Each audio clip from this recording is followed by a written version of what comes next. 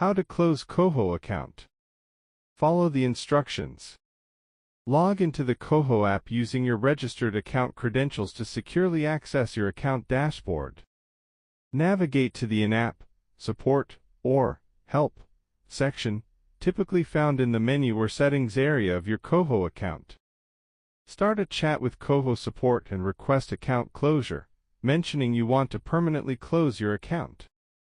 Confirm your identity by answering KOHO's security questions or providing any requested identification documents.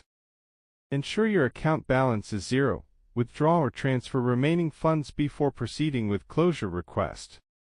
Clear any pending transactions or payments to avoid delays in closing your KOHO account completely and securely.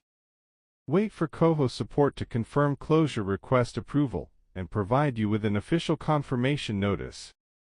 After closure, uninstall the KOHO app from your device and discard any linked physical KOHO card for security. Thank you for watching.